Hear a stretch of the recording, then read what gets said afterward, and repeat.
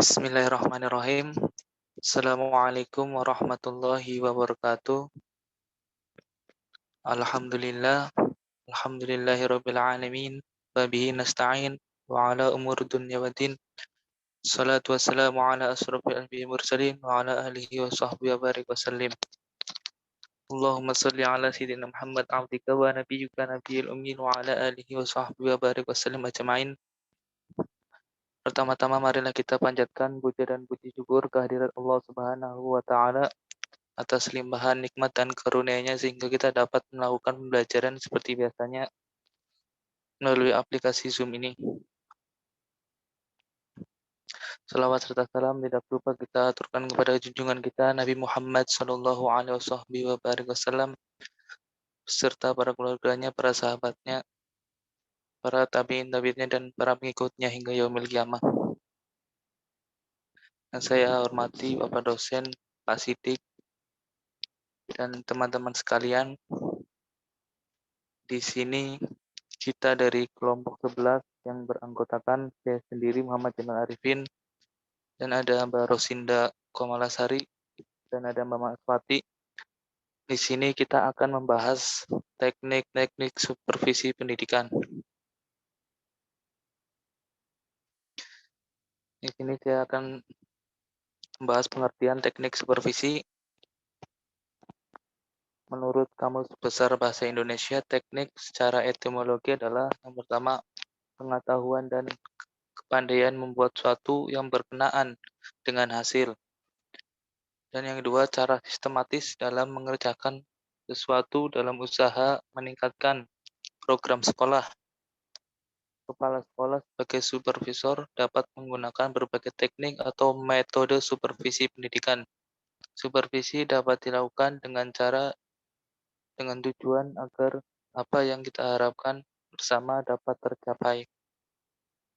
Yang pertama yaitu perlu adanya kesepakatan tentang makna teknik yang digunakan sehubungan dengan kegiatan supervisi. Seperti halnya kegiatan lain, teknik memiliki makna atau cara, strategi, atau pendekatan. Menurut Suharsini Arikunto, yang dimaksud dengan teknik supervisi adalah cara-cara yang digunakan dalam kegiatan supervisi, sedangkan menurut A. Sertin, supervisi adalah usaha untuk meningkatkan dan mengembangkan sumber daya guru. Teknik supervisi pendidikan berarti suatu cara atau jalan yang digunakan supervisor pendidikan dalam memberikan pelayanan atau bantuan kepada para guru. Teknik supervisi pendidikan merupakan alat yang digunakan oleh supervisor untuk mencapai tujuan supervisi itu sendiri, yang pada akhir dapat melakukan perbaikan pengajaran yang sesuai dengan situasi dan kondisi. Dalam melaksanakan supervisi pendidikan, sebagai supervisor harus mengetahui dan memahami serta melaksanakan teknik-teknik dalam supervisi. Berbagai macam teknik dapat digunakan oleh supervisor dalam membantu guru untuk meningkatkan situasi belajar mengajar, baik secara kelompok maupun secara perorangan ataupun dengan cara langsung bertatap muka,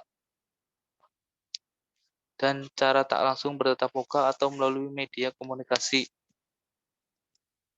Dalam setiap kegiatan tertentu, sekurang-kurangnya ada 3 unsur yang terkait, yaitu yang pertama, jenis atau isi kegiatan, yang kedua yaitu cara yang digunakan, dan yang ketiga yaitu orang yang melakukan.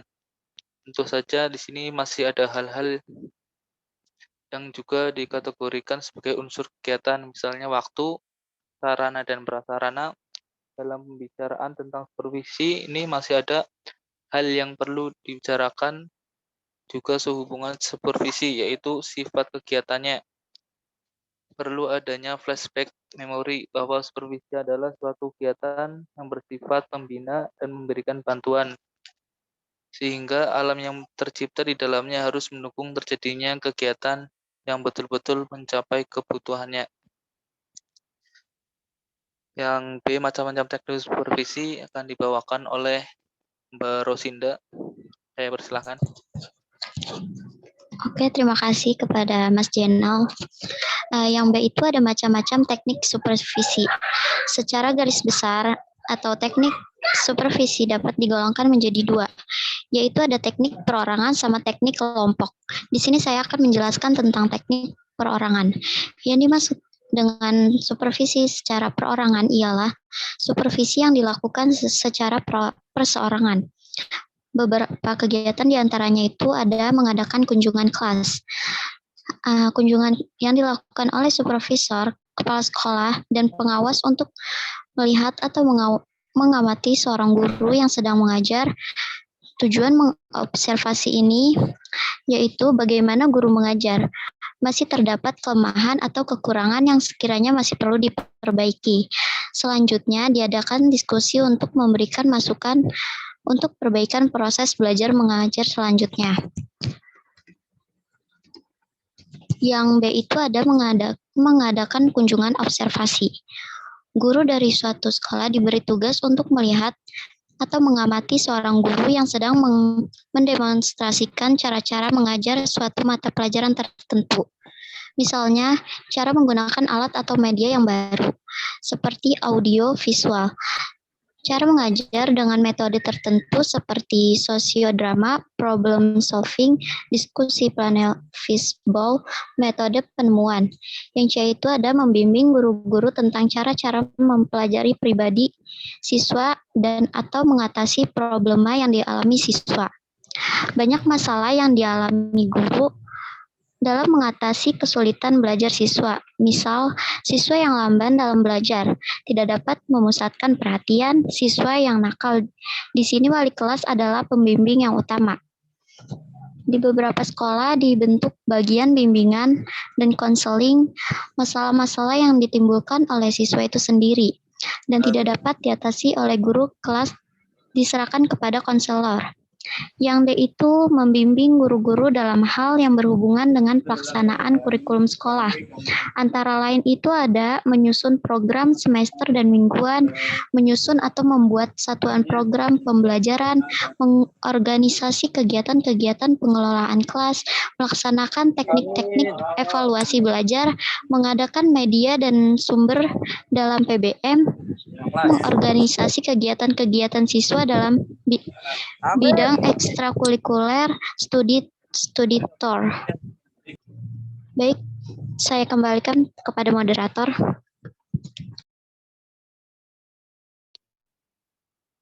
Selanjutnya di sini yang kedua tentang teknik kelompok akan dibahas oleh Mas Wati. Ya, persilakan. Oke, terima kasih atas waktunya. Selanjutnya saya membahas tentang macam-macam teknik supervisi bagian teknik kelompok. Jadi teknik kelompok itu adalah supervisi yang dilakukan secara kelompok dengan menggunakan beberapa strategi, diantaranya mengadakan pertemuan atau rapat, kedua mengadakan diskusi kelompok, ketiga mengadakan penataran, dan keempat penataran untuk guru bidang studi tertentu. Nah, untuk yang pertama mengadakan pertemuan atau rapat. Jadi di sini misalkan di satu sekolah itu ada 10 guru gitu. 10 guru yang mempunyai masalah yang sama di dalam sekolah tersebut. Nah, lalu supervisor itu menginginkan masalah selesai secara bersamaan. Maka supervisor itu bertemu dengan 10 guru untuk melakukan diskusi, membahas atas permasalahan yang ada gitu, dan di situ supervisor memberikan feedback-nya langsung. Jadi bukan ketika guru mengajar di kelas lalu ada ada seorang supervisor yang mengawasinya gitu. Dan yang B adalah mengadakan diskusi kelompok. Diskusi kelompok dengan membentuk kelompok-kelompok guru bidang studi yang berminat mata pelajaran tertentu yang telah diprogramkan untuk mengadakan pertemuan atau diskusi guna memberikan hal-hal yang berhubungan dengan usaha pengembangan dan peranan proses belajar mengajar. Ketiga, mengadakan penataran-penataran. Keempat, penataran untuk guru bidang studi tertentu. Pendaftaran untuk guru bidang studi tertentu pada umumnya diadakan oleh pusat atau wilayah. Tugas kepala sekolah adalah mengelola dan membimbing pelaksanaan tindak lanjut atau follow up dan dari hasil penataran agar dapat dipraktekkan oleh guru-guru.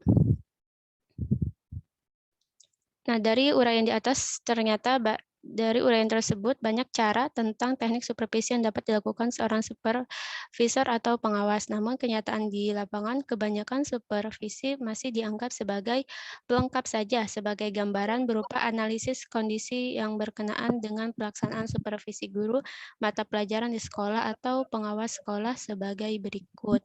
Yang ke-1 adalah beberapa kenyataan di bidang mata pelajaran di sekolah-sekolah menunjukkan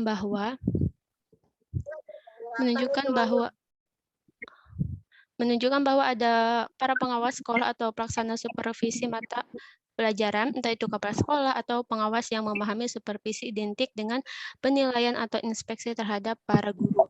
Yang kedua, pelaksanaan supervisi tidak lebih dari hanya sekedar petugas yang sedang menjalankan fungsi administrasi, mengecek apa saja ketentuan yang sudah dilaksanakan dan yang belum. Yang ketiga adalah petugas supervisi yang kurang memahami hakikat dan substansi pembelajaran di sekolah, mereka tidak paham tentang bagaimana pelaksanaan pembelajaran yang sebenarnya sehingga para pengawas itu tidak dapat memberikan arahan, contoh bimbingan, dan saran agar sesuatu proses pendidikan yang dilaksanakan di sekolah lebih baik daripada hasil yang dicapai sebelumnya. Yang keempat, rasio jumlah pengawas sekolah dan jumlah sekolah secara kuantitatif telah memenuhi ketentuan standar minimal mengenai jumlah sekolah yang harus diawasi. Itu saja, saya kembalikan kepada moderator.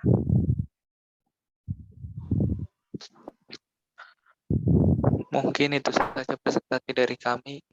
Bila mana ada tambahan atau berbagi pengalaman yang sudah menjadi guru atau ada pertanyaan, mohon dipersilakan.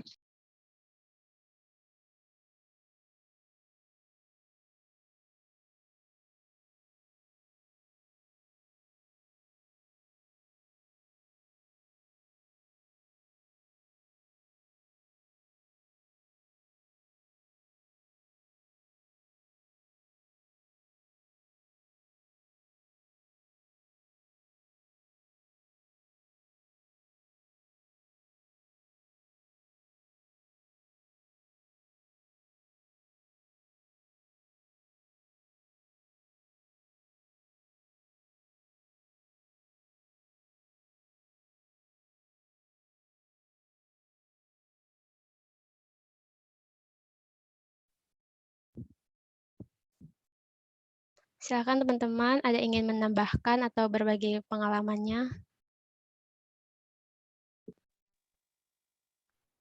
Kalau nanya boleh nggak? Boleh.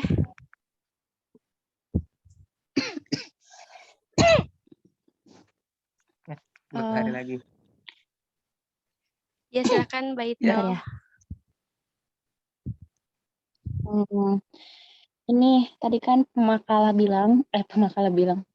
kan sudah memaparkan kalau misalkan teknik dari supervisi itu kan ada dua ya, teknik perorangan dan juga teknik kelompok. Nah, di dalamnya juga kan ada strategi-strateginya tuh. Nah, pertanyaannya itu kira-kira kapan sih seorang supervisor itu melakukan supervisi menggunakan teknik tersebut gitu? Apakah setiap minggu, apakah setiap bulan, atau setiap semester, atau bagaimana? Mungkin itu aja pertanyaannya. Terima kasih. Oke, baik, ditampung dulu ya. Iya. Selanjutnya, ada yang ingin bertanya?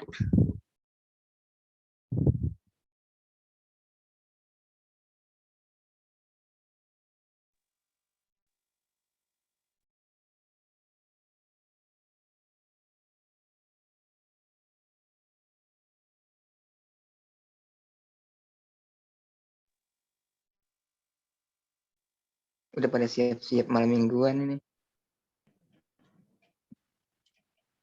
Lagi dandi, no? Apa, Vi? Kagak. Belum mulai ya? Udah dari Belum. tadi. Oke, Yang benar yang mana? Ini. saya izin menjawab ya pertanyaan dari Ito. Pertanyaannya itu tadi apa ya? Kapan ya menggunakan teknik perorangan dan kelompok? Jadi sebentar saya buka slide-nya dulu. Jadi di slide itu kan ada teknik perorangan seperti mengadakan kunjungan kelas, mengadakan kunjungan observasi dan lainnya. Dan di teknik kelompok itu ya salah satunya ya mengadakan pertemuan antar rapat, mengadakan diskusi kelompok. Jadi kapan kita menggunakan kedua teknik tersebut yaitu ketika ada masalah gitu. Jadi kalau jika masalah yang muncul itu berbeda-beda dari setiap guru, maka supervisor itu harus memilih teknik yang bersifat individual. Atau perorangan ya, kalau masalahnya itu berbeda-beda gitu.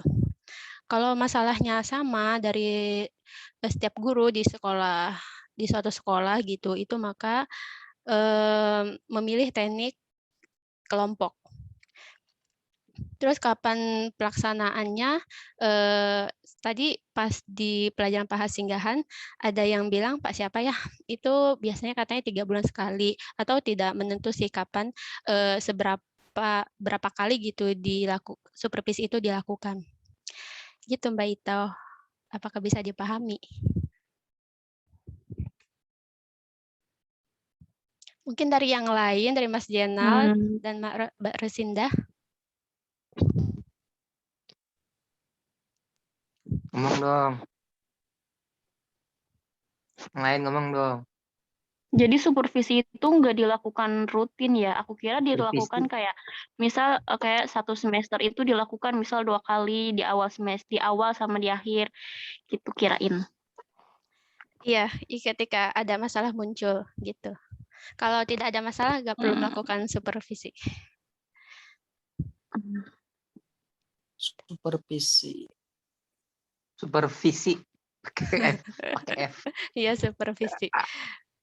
Silakan dari teman-teman yang lain.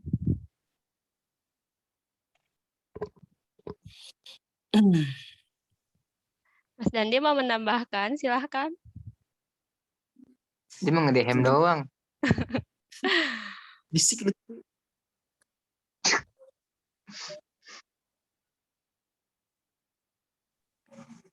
Mbak Mas Syifaan. Mbak, Ya, Mas dong dipanggil. oh Mbak Mas, itu kalau nggak ada yang nanya ditunjuk aja kayak Pak Asinggahan tadi. oh ya udah saya nunjuk Mas Jenal. Tanya, Mbak. Aku nanya gitu. Atau saya aja yang Oke, bertanya aku ya. nanya ya. Ya, silahkan. Oke, aku bertanya ya. Ya. Berarti supervisi. supervisi, terus supervisor itu pengawasan terhadap guru ya. Terus Iya. ada sanksinya enggak sih? Dan sejauh mana sanksi itu dilakukan di sekolah? Terus kalau guru itu sudah jadi PNS gitu, sanksinya apakah ada pemecatan atau mutasi ke daerah lain atau gimana sih? Baik, itu aja kan. Motorku tadi. So aja. Oke.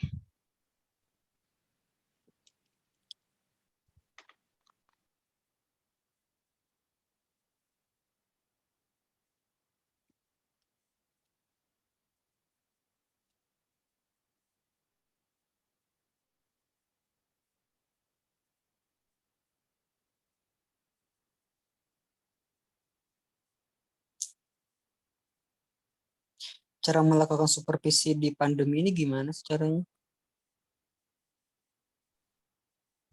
Ya.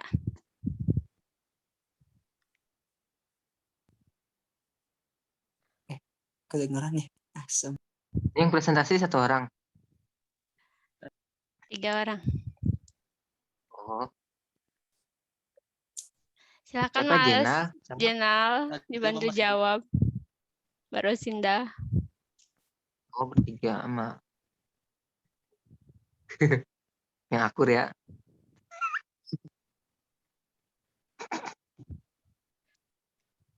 Wala alaman, wala alalan. Tadi ya Mas Jenal apa deh? Bisa diulang nggak? Jadi supervisi itu apabila apa ya, kalau supervisinya itu intinya tidak berjalan, apakah dikenakan sanksi apa tidak gitu. Terus kalau udah jadi PNS itu bagaimana apa tadi Mas Jenal? Bagaimana Sejauh apa ya? mana sanksinya, ataukah ada pemecatan? Karena Pemecatan. dia kan sudah kan, atau hanya teguran lisan, mungkin gitu kali ya. Oke. Misalkan supervisi itu melakukan pengawasan terhadap guru, terus kalau ada guru yang bersangkutan itu sanksinya seperti apa? Kalau misalkan menurut supervisi itu dia kurang gitu loh. Oke. Silakan Mbak. Oke. Sebentar. Ya, silakan Mbak.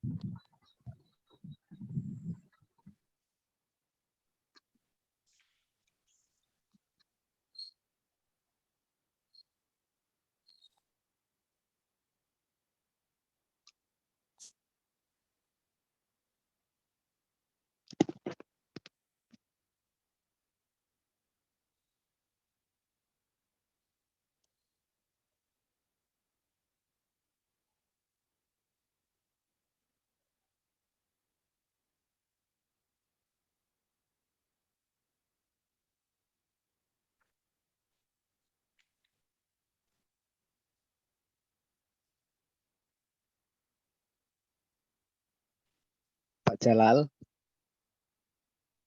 Hadir, Mas. minggu depan kita presentasi loh. Ini yang pelajaran ini. Oh, yang mistis ya? Bukan, ini yang ini administrasi supervisi ini Pak Siti. Oh iya iya. Insya Allah siap Mas, siap. Insya Allah. Oke. Iya. Semangat banget. Kalau mistis sama itu sama channel satunya lagi. Yang mistis. Iya nih adiknya, Mas Jenalnya banyak nih yang namanya Jenal. Sebut A, B, C aja, Mas.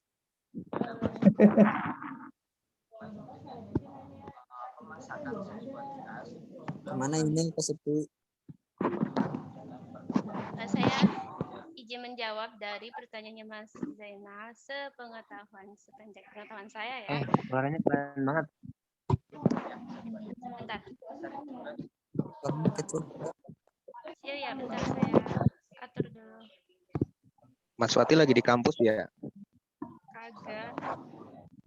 Itu gambarnya lagi di kampus. Cuman foto. Kok nggak kedengaran suara kereta?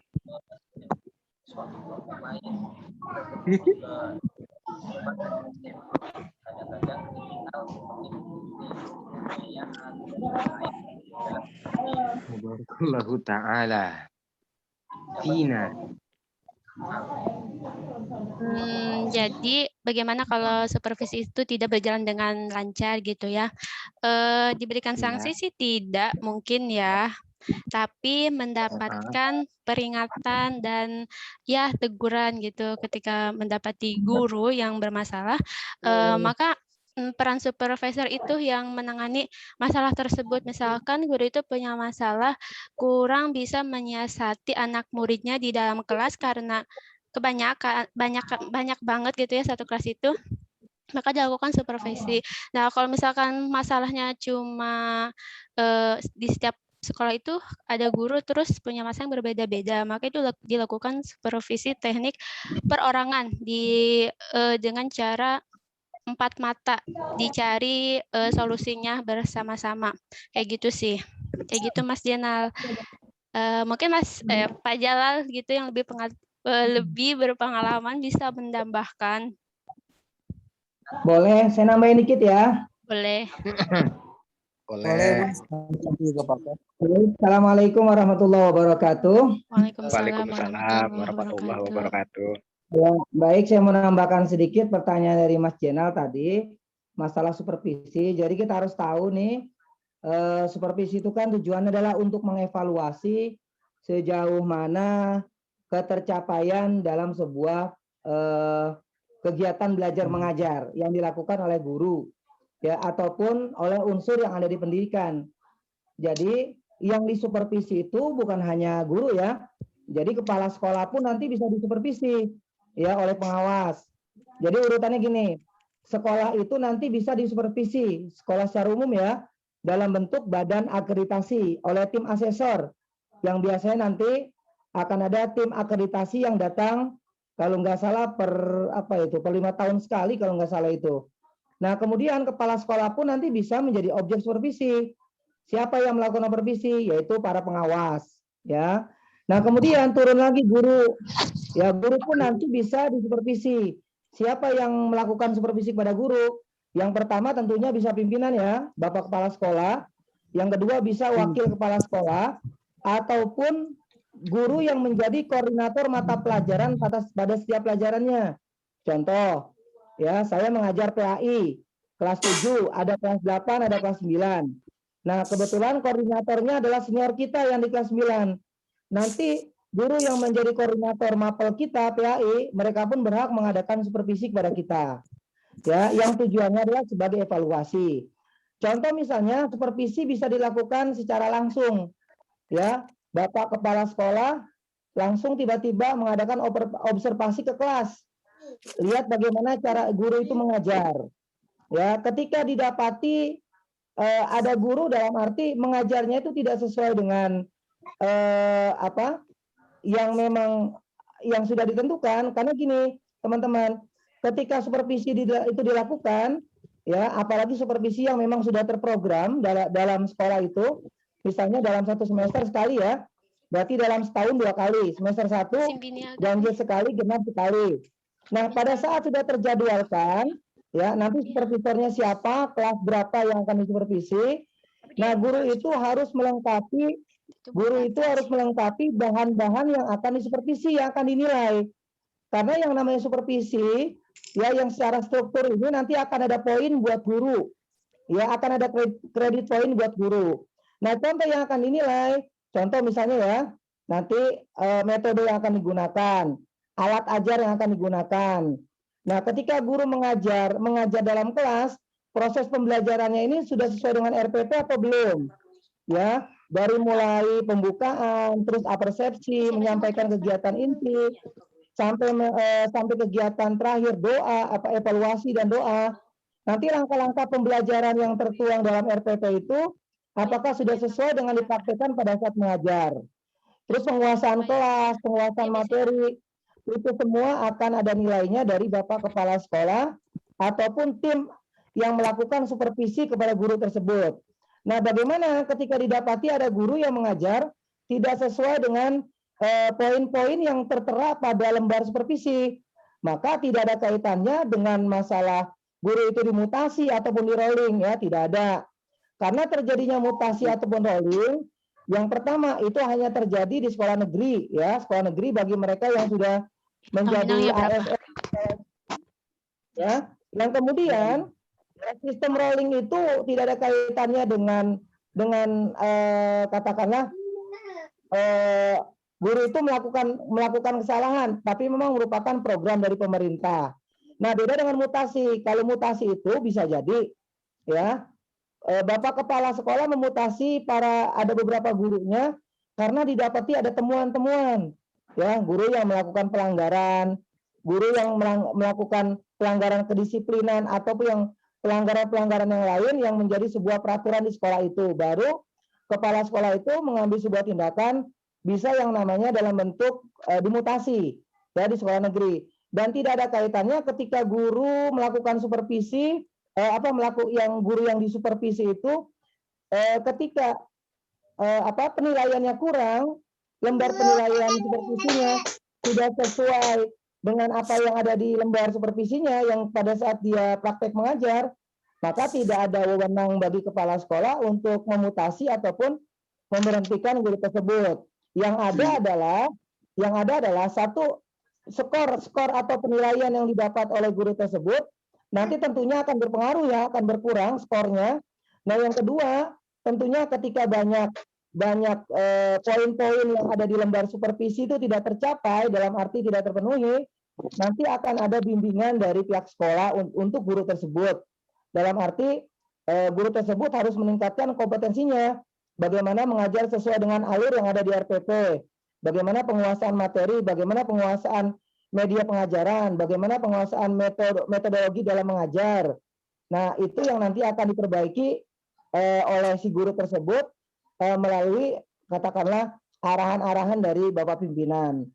Jadi kita pun harus tahu ya, orang-orang yang melakukan supervisi itu jadi banyak, bukan hanya guru, ya pengawas pun bisa, guru antar guru mata pelajaran pun bisa, ataupun yang memang orang-orang yang ditunjuk dari dinas pendidikan ataupun kementerian untuk melakukan supervisi kepada sebuah sekolah yang ditunjuk dalam rangka melakukan kegiatan akreditasi sekolah ataupun penilaian bapak kepala sekolah. Ya, itu aja teman-teman tambahan dari saya. Mudah-mudahan bisa berbagi sharing ya. Mohon maaf bukan menggurui, tapi kita berbagi ilmu saja, kita sharing aja. Mudah-mudahan yang saya sampaikan bermanfaat. Assalamualaikum warahmatullahi wabarakatuh. Mas Jalal. Terima kasih Pak Jalal. Satu lagi dong, satu lagi. Nanyanya kalau ke makalah dulu. Ya boleh. Dan ya Mas, Mbak pemakalah. Kalau misalkan ini kan supervisi itu Supervisi, atau mengevaluasi ya. Kalau misalkan untuk evaluasi lagi. siapa? Iya betul Bu. Saya SMP Bu, kelas 7. Kalau untuk guru ngaji itu ada supervisinya berlaku juga gak sih Pak kalau misalkan itu? Karena kan di kayak pengajian juga kan ada proses belajar mengajar juga gitu Mbak. Itu berlaku gak sih supervisi gitu? Spiritualnya, intelijensinya, ada nggak kelihatan perubahan?